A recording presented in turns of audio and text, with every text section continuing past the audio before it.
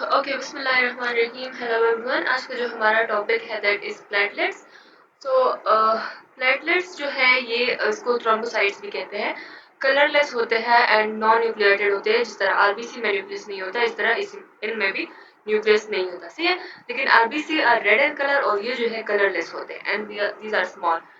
Size जो है platelets की, डायमीटर उनकी है 2.5 माइक्रोन एंड रेंज जो है दैट इज 2 to 4 माइक्रोन, सही है।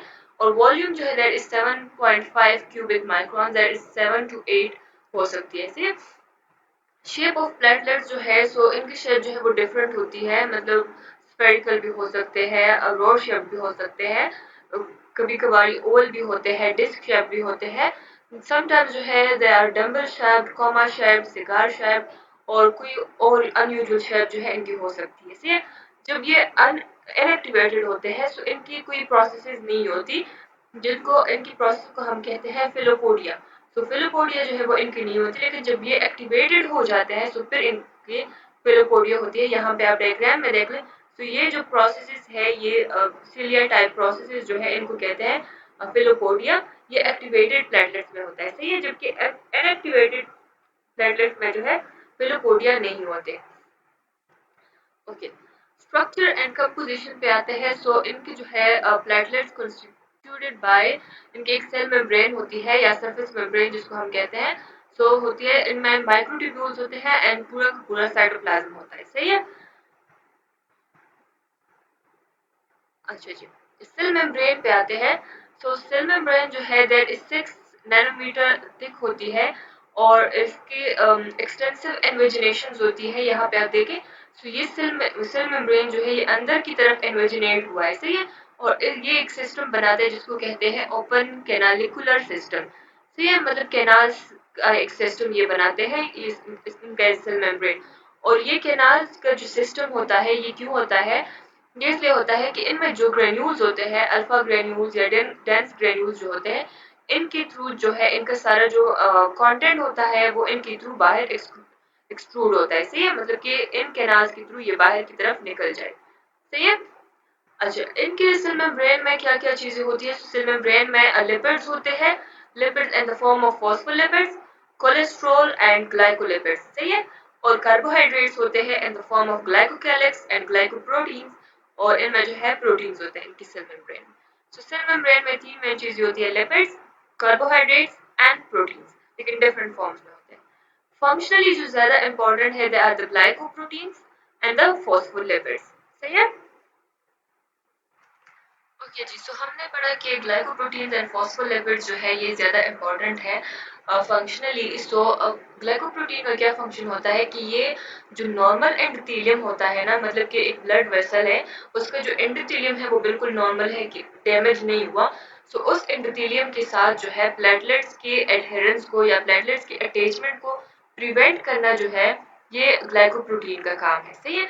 लेकिन अगर वो एंडोथेलियम कभी डैमेज हो जाता है तो फिर उसके साथ प्लेटलेट्स को एडहेयर करना जो है ये ग्लाइकोप्रोटीन का काम है, सही है। और ये जो है form the receptors for ADP and thrombin, सही है। एडेनोसिन डाइफॉस्फेट और थ्रोम्बिन के लिए जो रिसेप्टर्स बनाते हैं वो ग्लाइकोप्रोटीन ही बनाते हैं, सही है। अच्छा, फॉस्फोलिपिड्स जो है ये क्या करते हैं कि ये क्लॉटिंग को एक्सेलरेट करते हैं, मतलब क्लॉटिंग को फास्ट करते हैं। और ये जो है these are the precursors for thromboxane A2 and other prostaglandin related substances. मतलब कि इससे जो है फिर फॉस्फोलिपिड से ही थ्रोम्बोजेन A2 बनते हैं और प्रोस्टाग्लैंडिन लाइक दूसरी सब्सटेंसेस जो होती है वो भी बनती है इससे। ओके, माइक्रोट्यूब्यूल्स पे आते हैं। सो माइक्रोट्यूब्यूल्स जो है इन्होंने एक रिंग बनाया होता है। यहाँ पे आप देखिए जो पिंक सा रिंग नजर आता है, इन्होंने एक रिंग बनाया होता है below the cell membrane and around the cytoplasm, सही है।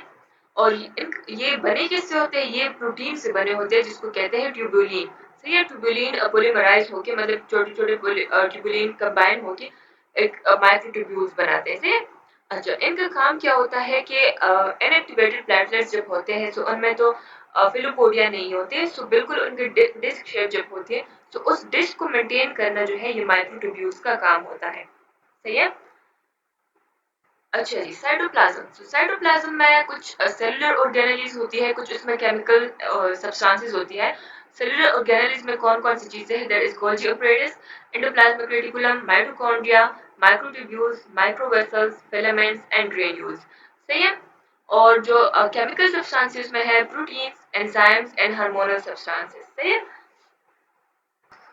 ओके जी। सो जो प्रोटीन साइटोप्लाज्म में प्रेजेंट होते हैं वो ये वाले हैं, 7 डिफरेंट प्रोटीन्स हैं। They are contractile proteins. Contractile protein में एक्टिन मायोसिन है। एक्टिन मायोसिन का आपको पता है कि वो कॉन्ट्रैक्शन करते हैं, सो प्लेटलेट्स की कॉन्ट्रैक्शन करना ये एक्टिन मायोसिन का काम है। इसके अलावा जो थर्ड प्रोटीन है कॉन्ट्रैक्टाइल प्रोटीन, दैट इज थ्रोम्बोस्टेनिन। थ्रोम्बोस्टेनिन क्या करता है कि ये जो है क्लॉट की रिट्रैक्शन करता है। सही है। अच्छा। ओके जी। वॉन विलब्रेंट फैक्टर जो है ये क्या करता है? ये फैक्टर 8 के प्लाज्मा में कंसंट्रेशन को जो है रेगुलेट करता है, और इसके अलावा ये प्लेटलेट्स की एडहेरेंस करता है एक दूसरे के साथ। सही है। अच्छा, फिब्रिन स्टेबलाइजिंग फैक्टर जो है ये एक क्लॉटिंग फैक्टर है जो कि क्लॉटिंग में हेल्प करता है। Platelets derive growth factor. Platelets derive growth factor ये जो है ये माइटोजेनिक होते हैं, मतलब कि इनमें ये कैपेबिलिटी होती है कि ये माइटोसिस को इंक्रीज करे, मतलब जो भी स्मूथ मसल है अगर वो रप्चर हुआ है, उसमें टीयर आ गया है, तो ये उसको स्टिमुलेट करता है ताकि उसमें ज़्यादा से ज़्यादा माइटोसिस हो और उसकी हीलिंग जो है वो हो जाए। सही है। इसके अलावा प्लेटलेट्स एक्टिवेटिंग फैक्टर होते हैं।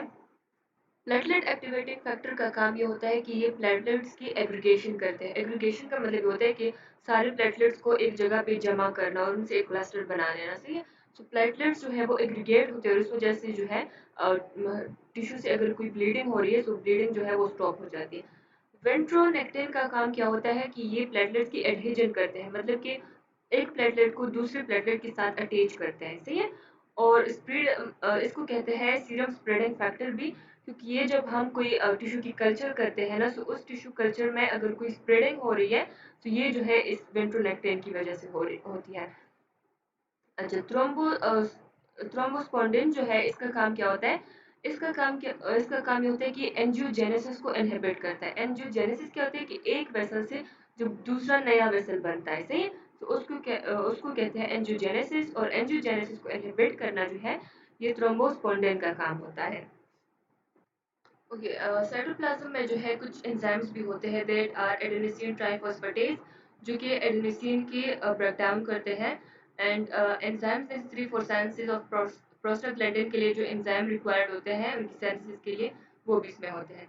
हार्मोनल सब्सटेंसेस एड्रेनलिन होता है, 5 हाइड्रोक्सीट्रिप्टामाइन होता है, 5 एचटी सेरोटोनिन होता है, हिस्टामिन भी होता है। और केमिकल सब्सटेंसेस कौन से होते हैं? तो ग्लाइकोजन होता है। ब्लड ग्रुप एंटीजन जो होता है ना उसकी तरह कुछ सब्सटेंसेस होते हैं। Inorganic substances like calcium, copper, magnesium and iron, ये सारे इसमें होते हैं। सही है। अच्छा जी। Platelets, granules. तो ग्रेन्यूल्स जो है वो दो टाइप के होते हैं प्लेटलेट साइटोप्लाज्म में। यहाँ पे आप देखिए, सो ये जो है these are the alpha granules, और ये वाले जो है these are the dense granules. सही है। सो दो टाइप के ग्रेन्यूल्स है, alpha and dense. Alpha granules में कौन कौन सी चीजें प्रेजेंट होती है? तो उसमें क्लॉटिंग फैक्टर्स होते हैं, the fibrinogen, factor 5 and factor 13। और प्लेटलेट्स डिराइव ग्रोथ फैक्टर्स होते हैं, वेस्कुलर एंडोथेलियल ग्रोथ फैक्टर्स होते हैं, बेसिक फाइब्रोब्लास्ट ग्रोथ फैक्टर्स होते हैं, एंडोस्टेटिन एंड थ्रोम्बोस्पोंडिन। सही है। और डेंस ग्रेन्यूल्स में कौन कौन सी चीजें होती है? That the nucleotides, serotonin, phospholipid, calcium and lysosomes. Okay. Normal count and variation क्या होती है प्लेटलेट्स की? तो प्लेटलेट्स की नॉर्मल काउंट जो है दैट इज 2.5 lakhs पर cubic millilitre of millimetre, sorry, millimetre of blood. लेकिन रेंज जो है that is 2 lakhs to 4 lakhs हो सकती है। सही है। फिजियोलॉजिकल वेरिएशंस में क्या आती है? सो बच्चों में जो है, जो इन्फेंट्स होते हैं उनमें थोड़ी सी कम होती है platelets, that is 1.5 lakhs to 2 lakhs। लेकिन फिर जो है 3 मंथ्स के बाद आफ्टर बर्थ ये जो है इंक्रीज हो जाती है, नॉर्मल लेवल तक आ जाती है। सेक्स जो है, सो मेल एंड फीमेल में ये इनमें कोई डिफरेंस नहीं होता, लेकिन फीमेल में जो है मेंस्ट्रुएशन के दौरान थोड़ी सी कम हो जाती है। हाई एल्टीट्यूड पे भी प्लेटलेट्स काउंट इंक्रीज होता है, लेकिन इसकी जो है कॉन्फ्लिक्टिंग एविडेंसेस हैं। आफ्टर मील्स जो है वो भी प्लेटलेट्स इंक्रीज हो जाता है। सही है।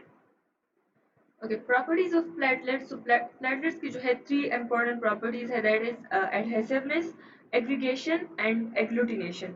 ये सारे जो है अब हम एक एक करके पढ़ेंगे। ओके जी, एडहेसिवनेस क्या होती है? सो एडहेसिवनेस का मतलब ये है कि कोई चीज़ जब एक चीज़ दूसरी चीज़ के साथ स्टिक होती है या उसके साथ अटैच होती है, तो उसको जो है हम कहते हैं एडहेसिवनेस। अब ब्लड वेसल में क्या होता है कि जब ब्लड वेसल इंजर्ड हो जाता है, तो उसका जो एंडोथेलियम होता है ना, यहाँ पे आप देखिए, सो ये जो है this is the endothelium. So endothelium जो है ये डैमेज हो जाता है अब जब ब्लड वेसल की इंजरी होती है, और सब एंडोथेलियम जो है वो एक्सपोज हो जाता है, सब एंडोथेलियम कोलेजन जो है वो एक्सपोज हो जाता है, और उस कोलेजन के साथ प्लेटलेट्स जो है ये आप ये ऑरेंज सा जो है ये प्लेटलेट कंसिडर कर, तो ये प्लेटलेट जो है ये अटैच हो जाता है, स्टिक हो जाता है विद द कोलेजन। और ये एडहेसिवनेस, ये एडहेजन किस तरह होती है कि प्लेटलेट में जो है प्रोटीन ग्लाइकोप्रोटीन्स होते हैं, जिस तरह हमने ऑलरेडी बात की कि प्लेटलेट्स के सरफेस पे सेल मेम्ब्रेन पे जो है ग्लाइकोप्रोटीन्स होते हैं। तो ग्लाइकोप्रोटीन 1 बी जो है वो क्या करता है कि वो वोन विलिब्रेन फैक्टर के साथ बाइंड हो जाता है। वोन विलिब्रेन फैक्टर जो है ये जो डैमेज डैमेज एंडोथेलियम होता है ना, तो वही डैमेज एंडोथेलियम वोन विलिब्रेन फैक्टर रिलीज करते हैं से, और उसके साथ वोन विलिब्रेन फैक्टर के साथ जो है ग्लाइकोप्रोटीन 1 बी अटैच हो जाता है सही। तो इस तरह प्लेटलेट्स जो है वो उसकी एडहेजन हो जाती है विद द डैमेज टिश्यू सही है। अच्छा, अदर फैक्टर्स जो कि एक्सेलरेट करते हैं एडहेजन को, these are the collagen, thrombin, ADP, thromboxane A two, calcium ions, P selectin and vitronectin सही है। तो ये सारी जो चीजें हैं ये भी एडहेसिवनेस को एक्टिवेट करती है, उसको एक्सेलरेट करती है। अच्छा जी, the next one is aggregation. So aggregation का क्या मतलब है कि जब प्लेटलेट्स एक दूसरे के साथ ग्रुप होते हैं, एक दूसरे के साथ बाइंड होते हैं, उसको हम जो है एग्रीगेशन कर कहते हैं। एडहेजन के बाद क्या होता है? एडहेजन में क्या होता है कि बोन विले ब्रेन के साथ एक प्लेटलेट जो है वो बाइंड हो जाता है, अटैच हो जाता है, स्टिक हो जाता है। फिर उसके बाद वही प्लेटलेट क्या करता है कि उससे कुछ सब्सटेंसेस रिलीज होती है, उसके डेंस बॉडी से सब्सटेंसेस रिलीज होती है, लाइक एडीपी वगैरह यहाँ से रिलीज होते हैं, और वो क्या करते हैं कि वो बाकी जो प्लेटलेट्स होते हैं ना उनको एक्टिवेट करते हैं। और जब प्लेटलेट एक्टिवेट होता है तो उसके क्या बनते हैं, उसके फिलोपोडिया जो है वो बन जाते हैं। जो रेस्टिंग प्लेटलेट होता है इसमें फिलोपोडिया नहीं होते, जब वो एक्टिवेट हो जाते हैं फिर उसमें फिलोपोडिया बन जाते हैं सही है। और फिर उसी फिलोपोडिया के थ्रू जो है ये एक दूसरे के साथ अटैच होते रहते हैं, और इस तरह पहले ये वाला बाइंड हो गया था, फिर उसके साथ ये वाला बाइंड हो जाता है, फिर जो है इस तरह और भी बहुत सारे आते हैं और इसी के साथ जो है एक दूसरे के साथ बाइंड होते रहते हैं सही, इसको एग्रीगेशन कहते हैं। Aggregation and activation of platelets is accelerated by ADP, thromboxane A two and platelets activating factor. ये सारे फैक्टर्स जो है ये हेल्प करते हैं in aggregation and activation. Okay जी, third one is agglutination. So agglutination में क्या होता है कि प्लेटलेट्स के जो है क्लम्प्स बन जाते हैं। पहले जो है प्लेटलेट्स एक दूसरे के करीब आ जाते हैं, उनकी एग्रीगेशन हो जाती है, और फिर एग्रीगेशन जो है वो कन्वर्ट हो जाती है in agglutination by the action of agglutinants and platelets activating factor से। और ये जो है प्लेटलेट्स के एक क्लम्प से बना देते हैं ताकि ब्लीडिंग जो है वो स्टॉप हो जाए। ओके जी, function of platelets. So platelets जो है जब ये इनएक्टिवेटेड होते हैं तो तभी कोई काम नहीं करते, लेकिन जब ये एक्टिवेट हो जाते हैं तो फिर जो है इनसे कुछ सब्सटेंसेस की रिलीज होती है, और इसको हम कहते हैं प्लेटलेट्स रिलीज रिएक्शन। सही है, जब ये एक्टिवेट हो जाते हैं तब इनसे सब्सटेंसेस रिलीज होती है, और इसको कहते हैं प्लेटलेट रिलीज रिएक्शन, और वही सब्सटेंसेस जो है फिर इसका फंक्शन परफॉर्म करते हैं। फिर फंक्शन जो है इसके है ब्लड क्लॉटिंग में ये हेल्प करता है, क्योंकि ये जो है एग्रीगेट होते हैं और ब्लड क्लॉट बनाते हैं। Role and clot retraction, retraction में भी ये मदद देते हैं। रिट्रैक्शन का मतलब ये है कि क्लॉट को श्रिंक करने में, एक बार जब क्लॉट बन जाता है तो फिर उसको श्रिंक करने में ये हेल्प करते हैं। कुछ दिनों के बाद जब आप अपने क्लॉट को देखते हैं ना तो वो थोड़ा सा श्रिंक हो जाता है, कम सा हो जाता है, उसका साइज कम हो जाता है। तो उसमें जो है प्लेटलेट्स का काम होता है, जो हमने बात की कि कॉन्ट्रेक्टाइलिस में प्रोटीन्स होते हैं थ्रोम्बोस्टेनिन, तो वो जो है क्लॉट रिट्रैक्शन में हेल्प करता है। Role in prevention of blood loss haemostasis. So actually platelets जब एग्रीगेट हो जाते हैं तो वो एक प्लग सा बना लेते हैं, जहाँ भी कोई ब्लड वेसल डैमेज हुआ है तो वहाँ पर वो प्लग बना लेते हैं, वहाँ से फिर ब्लड लॉस नहीं होता। जब ब्लड लॉस नहीं होता तो हीमोस्टेसिस जो है वो मेंटेन रहती है। Role and repair of ruptured blood vessel. इसमें जो है प्लेटलेट डिराइव ग्रोथ फैक्टर्स होते हैं जो कि हेल्प करते हैं स्मूथ मसल्स की रिपेयर में या उसकी हीलिंग में मदद देते हैं। Role and defence mechanism. तो प्लेटलेट्स जो है किसी भी फॉरेन बॉडी के अराउंड जो है वो एग्रीगेट हो जाते हैं और उसको जो है डिस्ट्रॉय कर लेते हैं, इस तरह उसके डिफेंस मैकेनिज्म में भी रोल होता है। सही है, तो ये सारे फंक्शंस है प्लेटलेट्स के। Okay, development of platelets. So platelets जो है ये भी हमारे बोन मैरो से बनते हैं। बोन मैरो में सबसे पहले जो है प्लूरिपोटेंट हेमाटोपोइटिक स्टेम सेल्स होते हैं और उससे जो है कॉलोनी फॉर्मिंग यूनिट में मेगाकैरियोसाइट्स बनते हैं। सही है, मेगाकैरियोसाइट्स कॉलोनी फॉर्मिंग यूनिट मेगाकैरियोसाइट से फिर जो है मेगाकैरियोसाइट्स बनते हैं। सही है, मेगाकैरियोसाइट से फिर जो है सोडियोपोडियम निकलते हैं। ये इसकी जो प्रोजेक्शन होती है ना, इसको कहते हैं सोडियोपोडियम। सोडियोपोडियम पोडियम जो है वो फिर इससे रिलीज होते हैं और सर्कुलेशन में जाते हैं and they form the platelets. सही है, अच्छा, platelets development is influenced by colony stimulating factors and thrombopoietin। colony stimulating factors जो है ये रिलीज होते हैं या स्क्रीड होते हैं हमारे मोनोसाइट से एंड टी लिम्फोसाइट से, जो कि हम ऑलरेडी पढ़ चुके हैं। एंड थ्रोम्बोपोइटिन जो है that is a substance like erythropoietin, लेकिन ये जो है हेल्प करता है थ्रोम्बोसाइट्स के फॉर्मेशन में। और ये सिक्रेट कहाँ से होता है? लिवर एंड किडनी से। सही है, ओके, एवरेज लाइफ स्पेन जो है प्लेटलेट्स की दैट इज 10 डेज और 8 टू 11 डेज हो सकती है। सही है, प्लेटलेट्स जो है ये डिस्ट्रॉय होते हैं by tissue macrophages and spleen. और स्प्लीन अगर बड़ा हो जाए ना, जिसको हम कहते हैं स्प्लीनोमेगली, तो फिर प्लेटलेट्स ज्यादा डिस्ट्रॉय होंगे, सो प्लेटलेट्स की काउंट जो है बॉडी में कम हो जाएगी। सही है, और अगर स्प्लीनेक्टमी हो जाए, मतलब स्प्लीन को बिल्कुल रिमूव कर दे, तो फिर प्लेटलेट्स की डिस्ट्रक्शन नहीं होगी, वो डिस्ट्रॉय नहीं होंगे, तो उनकी नंबर जो है वो इंक्रीज हो जाएगी बॉडी में। सही है, तो स्प्लीनोमेगली में डिक्रीज प्लेटलेट काउंट होगा और स्प्लीनेक्टमी में जो है इंक्रीज प्लेटलेट काउंट होगा। ओके, सो अब आते हैं अप्लाइड फिजियोलॉजी पे। अप्लाइड फिजियोलॉजी में जो है थ्रोम्बोसाइटोपेनिया एंड थ्रोम्बोसाइटोसिस है। थ्रोम्बोसाइटोपेनिया का मतलब ये है कि जब थ्रोम्बोसाइट्स डिक्रीज हो जाते हैं। सही है, और थ्रोम्बोसाइटोसिस का मतलब ये होता है कि जब थ्रोम्बोसाइट्स इंक्रीज हो जाते हैं। So acute infection, leukaemia, aplastic और pernicious anaemia, chicken pox, small pox, splenomegaly, scarlet fever. Scarlet fever जो है एक बैक्टीरियल इलनेस होती है जिसकी वजह से high fever and sore throat होता है, सो उसको स्कारलेट फीवर कहते हैं। Typhoid, tuberculosis, purpura and Gaucher disease. Gaucher disease में जो है फैट्स डिपॉजिट हो जाते हैं हमारे लिवर में भी एंड स्प्लीन में भी, तो उसमें भी जो है ये सॉरी थ्रोम्बोसाइट्स जो है वो कम हो सकते हैं। अच्छा, थ्रोम्बोसाइटोसिस जो है इसको increase and number of thrombocytes को कहते हैं। एलर्जिक कंडीशंस, एस्फेक्सिया, जब डिप्रिवेशन ऑफ ऑक्सीजन होती है, मतलब बॉडी को ऑक्सीजन नहीं मिल रही तो इंक्रीज हो जाते हैं। Haemorrhage, bone fracture, surgical operation, splenectomy, rheumatic fever and trauma, इन सब में जो है इंक्रीज हो सकते हैं थ्रोम्बोसाइट्स।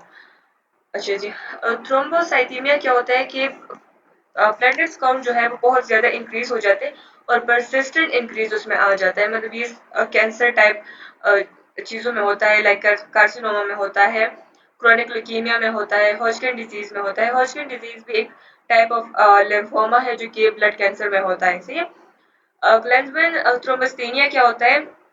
तो ग्लैंडमैन थ्रोम्बोस्थेनिया जो है ये एक इनहेरिटेड डिजीज है जिसमें प्लेटलेट्स का स्ट्रक्चर एंड फंक्शन जो है वो एबनॉर्मल होता है।